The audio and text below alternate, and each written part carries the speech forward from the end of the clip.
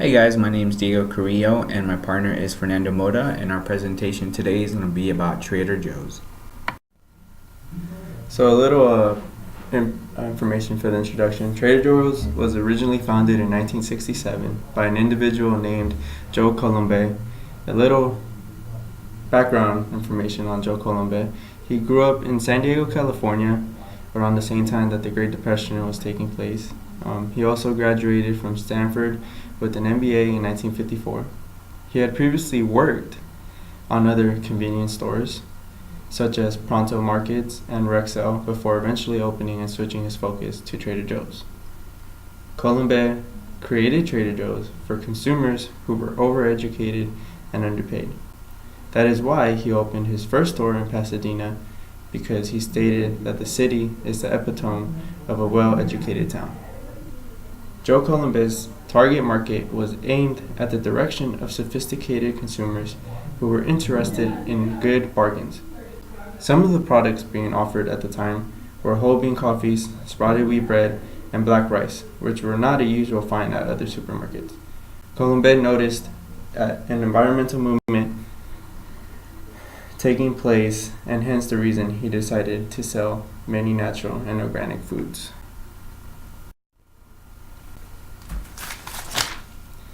Now to the case facts.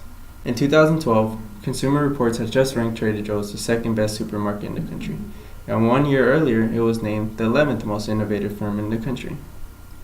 1 year after 2012, in 2013, Trader Joe's was now ranked as the number one overall supermarket. These results were based off of a study by Market Force Information. Trader Joe's was also nominated by employees as one of the top 50 companies to work for. Something unusual and interesting was the limited amount of marketing Trader Joe's decided to do. They ran a few radio ads along with its fearless flyer. The flyer provided information about various products but did not advertise weekly sales. Based off the data from 2012, Trader Joe's ranked top 12 in the country at $7.6 billion in grocery sales.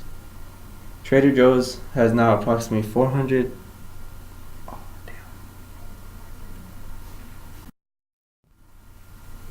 Trader Joe's now has approximately 400 locations across 37 states, plus the District of Columbia.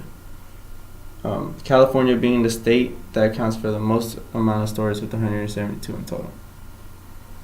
You can expect the store to be found in suburban locations and to be less than 15,000 square feet.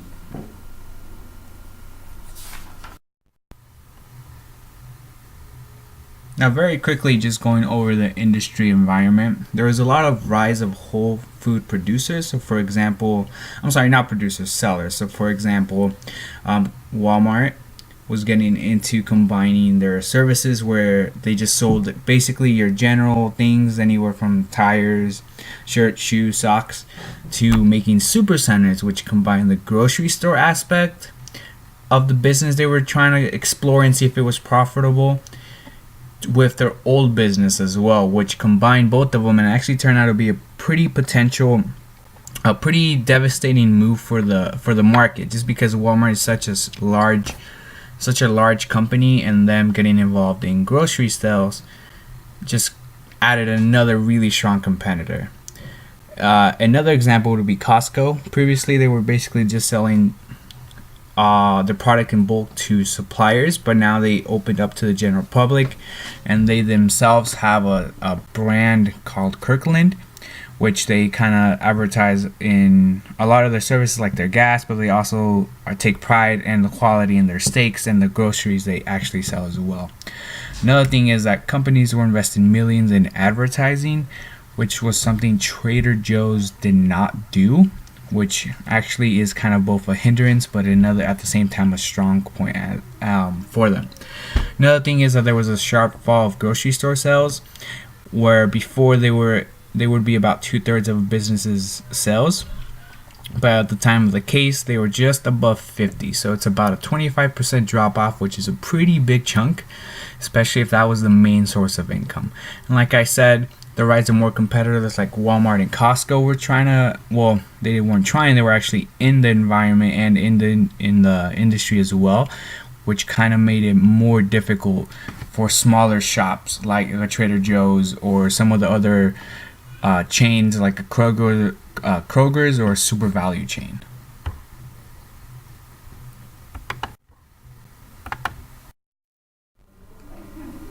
Now, at the start of Trader Joe's, we'll start off with their weaknesses. So the main three weaknesses that they have is that one, they don't really have any sort of advertisements. They don't do TV commercials, which is kind of the main way to reach people now, or internet ads, those types of things. Trader Joe's doesn't do that just because they haven't been doing that ever since they first started. And realistically, they don't need advertisements on TV, anything like that, to get the brand awareness they need. They rely mainly, I wouldn't say mainly, but a big factor is word of mouth. So if someone goes over to Trader Joe's, they see something they like, they tell someone they know, and then they end up going to Trader Joe's as well. They basically believe that they don't really need a public representative because they believe that the products they sell at the prices they sell them at speaks for itself, which is really tells you about the confidence a business has when they don't need to hire someone to handle scandals or any outside media pressure. They basically do their own thing in advertisements because the only things they actually have is a newsletter that they publish, and also they do occasionally they do radio shows as well. But like I said, it is a weakness because they do miss out on customers that they could potentially be pulling in by doing more advertisements. But like I said, it's a personal choice at this point. Another thing is that they don't have the general common brands at their stores. So for example, in the case it said that if you wanted to go get a Coke or a Pepsi, you wouldn't be able to find that at a Trader Joe's. So a Trader Joe's is kind of more like a specialty sort of exclusive item type of store. They have their own private labels. They offer items that you wouldn't find somewhere else as well. And then another kind of weakness that they do have is that their stores are small in size and items. Like I said earlier, a lot of the items they offer are more private label items. They're exclusive items. They wouldn't be items that you would find at a Safemart, for example. They might have their own private labels. They might have their own special contracts or suppliers, but they don't match up with Trader Joe's. If you go to a supermarket, you'll be able to basically find anything you're looking for. Maybe not some super exclusive food, but you can get your necessities, your bread, your milk, your wine, for example, meat, vegetables, everything like that. If you go to Trader Joe's, you won't go to Trader Joe's for your necessities. You're going to go to Trader Joe's because you're looking for something specific or you're looking for something exclusive as well. Okay, then my next slide is going to be industry threats, which is kind of their main competitors or the threats they have for Trader Joe's. So the biggest ones would be Walmart and Costco, for the main fact that they're just super large stores. They offer over 100,000 different products. They pay millions, hundreds of thousands of dollars in advertisements, and they have very low prices. So we all know about Walmart, and basically if you go there, you can find anything you want. Like I said before, Walmart used to be just kind of sold your necessities, and not necessarily your basic necessities, but if you can go to Walmart, you can basically find anything. You can find anything from your tires, workout equipment, shoes, shirts, everything like that. And then in the time of this article, this is kind of when they started combining and expanding into the supermarkets, the grocery store business aspect of the industry, which they actually turned out to be profitable. So then they started making these Walmart supercenters where they have both a combination of all the items you can previously find in all the stores and all these new grocery items which you can do. And what really makes it a threat is that you can purchase all of these things at low prices because that's what Walmart is good for. Costco, on the other hand, they don't pay necessarily for advertisements, but they do sell, and they are known for selling everything in bulk. If you want to go get a large quantity of something, you go to Costco because they have good prices as well, and then it'll last you a while because, like I said, they come in bundles and packs, everything like that. Another one is Dollar General. This is kind of on the opposite spectrum. Dollar General focuses on selling the straight up basic necessities, toothpaste, socks, frozen dinners, those types of things. They're a little bit smaller because their stores are smaller. They do sell the basic necessities, so the prices aren't really that high. They are very, very low, and they only sell around 10,000 items because generally like I said, they just sell the basics. And then the third one, of course, is like grocery food chains. So, for example, you have your Save Mart, your Rayleigh's, all of those. They sell basic foods that you can find anywhere. If you go to Rayleigh's and you go to Save Mart, you might find some private label differences, but you're gonna find your bread, your wheat bread. You're gonna find the same brands of milk, the same brands of candy. You're gonna find the same brands of peanut butter and jelly, all those types of things. And the thing about grocery chains is that they use ads, same thing as Walmart and Dollar General. They have coupons, they pay for advertisements on TV, radio, newspapers. Each of those has like their own loyalty card program, which is something Trader Joe lacks. Now let's talk about the strengths. So the strengths about Trader Joe's is actually that it's a very unique store, which has developed its very unique target customers and its very own unique following.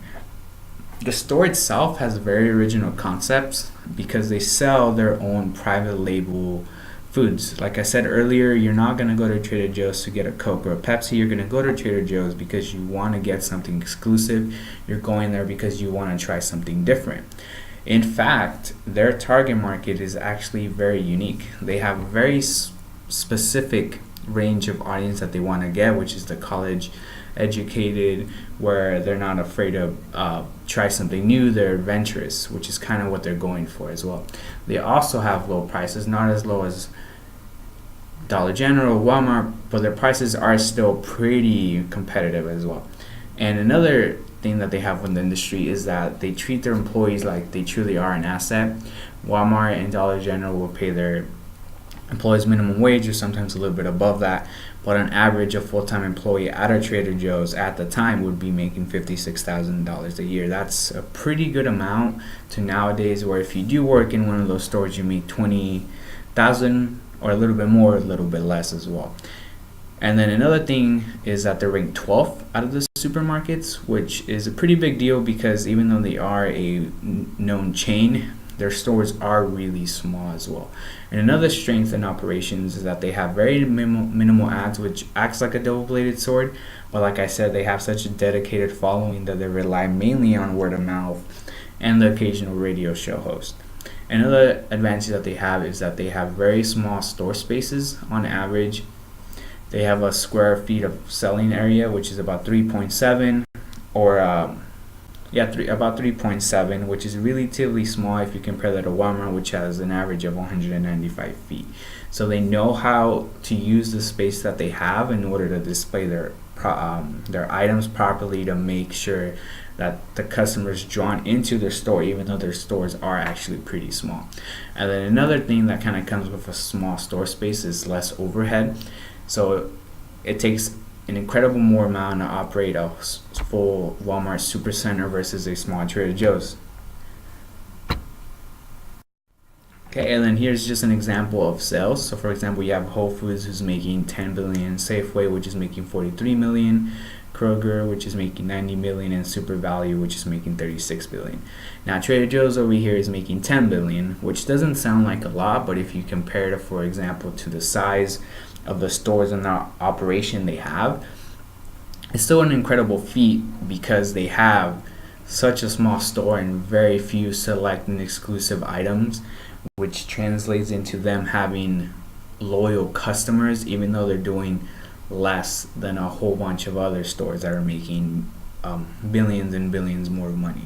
For example, Safeway over here, it's making 43 million, where Trader Joe's is over here at 10 billion, even though Safeway has bigger stores, bigger item count, they have more overhead, more employees, more items, and Trader Joe's has kept to the same recipe because it has been successful for them ever since they were established.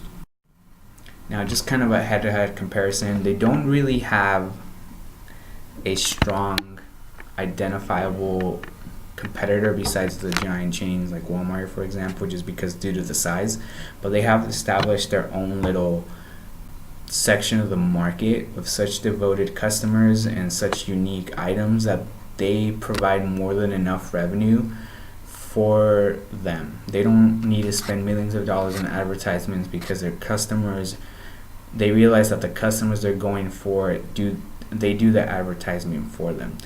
They still provide items, but they're unique items that make them different from grocery stores, and they're not the same as Walmart, Dollar General. Because if you go to Trader Joe's, the quality is going to be there, the items are going to be there, and if you go there, you're going for something unique. You're not going to go to Walmart to go find something that's not going to be there. So just a very quick summary here. So they have very few competitors, but just due in size, because Trader Joe's is a relatively small store, but they don't really have anything that has an edge over them in product wise, just because they're very unique. Their customers themselves are very unique, and they don't really have anything to worry about. They have very strong sales because, like I said, that's kind of tied to the loyal customers. Due to the size, they still make billions of dollars even though they don't advertise. The main one is that they don't advertise, but they have established a strong customer base from the past by keeping to the original recipe they've been doing for so long as well.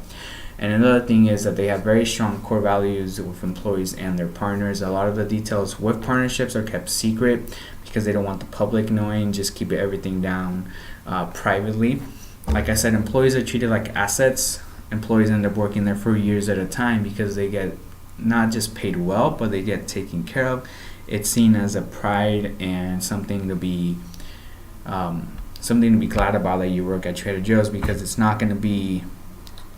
It doesn't feel like it's the same thing as working like at a Dollar General or like a Walmart, for example. And another thing that sets them apart is that they don't follow the general industry conventions. They don't have coupons. They don't have loyalty clubs. And the major one is that they don't advertise. They stand with the belief that the prices the prices that they have and the products that they have speaks for more than themselves. And that's what keeps retaining and acquiring new customers. One of the strategies used by Trader Joe's was differentiation. Trader Joe's decided to sell organic and natural foods compared to what other supermarkets were doing at the time of its opening. They also sold private labels as well, such as Trader Joe's, Trader Ming's, Trader Jose, and Trader Giotto. The founder, Joe, took this route because of environmental shift he saw. They also used a focused strategy, in which Colombe established Trader Joe's for overeducated and underpaid people, and the products sold were aimed at the sophisticated consumer. Trader Joe's did not heavily advertise or marketed, relied through word of mouth.